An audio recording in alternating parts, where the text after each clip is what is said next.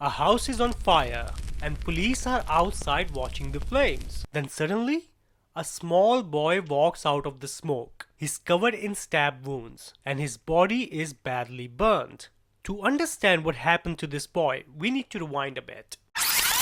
So this story is about Ronnie. He's 8 years old. He lives in Florida with his mom and his little sister, who has special needs. His mom works really hard to provide for them. But there's a problem. Ronnie's dad is this guy, O'Neal. Let's put it this way. He's not a good dad. Actually, he's not a good person. He's in and out of prison for different crimes. And one day he just walks out on his kids. He doesn't even pay child support. So in 2017, O'Neal is standing outside on the street when a car drives past and suddenly someone starts shooting from inside the car. He gets hit and is badly injured, so he's rushed to the hospital. But when he gets out, no one really helps him. Not even his new girlfriend. She wants nothing to do with him because clearly he's not safe to be around. So O'Neal calls Ronnie's mom and tells her everything. And she decides to take him in. She wants to help because he's the father of her children. So he moves in and Ronnie's mom is looking after him, helping him recover.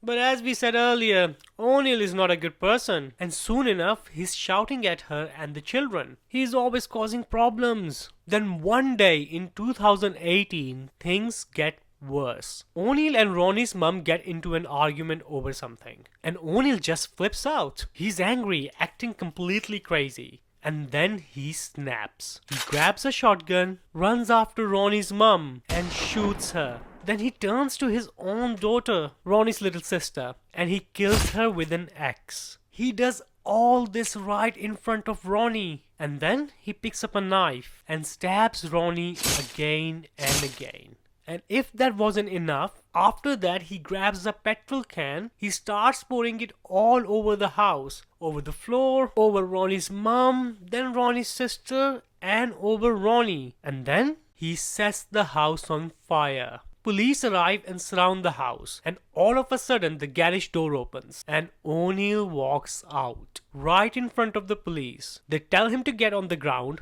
but of course he doesn't listen. So they taser him and boom, he's arrested. But while he's being arrested, police see Ronnie stumbling out of the house through the heavy smoke. They rush him to the hospital. He is in such a bad condition that doctors don't think he's going to survive. But luckily, he starts to get better. And while he's in the hospital, he gets a visit from this guy, Mike. He was the detective at the scene. One day, Detective Mike is visiting Ronnie in the hospital. And just as he's about to leave, Ronnie asks him something. He asks him to stay and watch a movie with him. And you know what?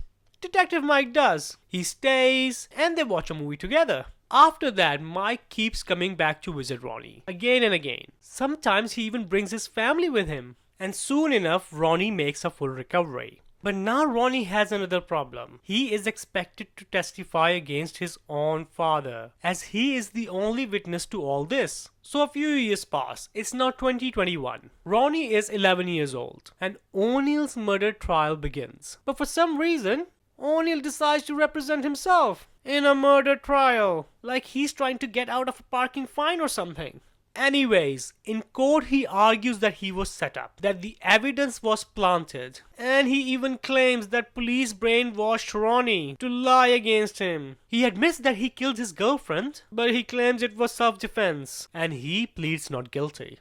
Then that poor little kid does one of the bravest things I've ever seen. He testifies against his own dad. And because O'Neal is representing himself, he's the one who questions him. Imagine being 11 years old and being questioned by the man who killed your mom and your sister right in front of you. The same man who tried to kill you. And on top of that, he is your dad. But you know what? Ronnie still does the bravest thing. He tells the jury exactly what happened that day. And the jury believes Ronnie. So O'Neal is convicted. Now you might be wondering what happened to Ronnie. His mom and sister are gone and his father is in prison. Well, Ronnie moves from one foster home to another. He doesn't really have a place he can call home. Then one day, social services are struggling to find somewhere for Ronnie to stay. So they call the police station and ask if anyone knows a family who might be willing to adopt him. And remember Detective Mike? Well,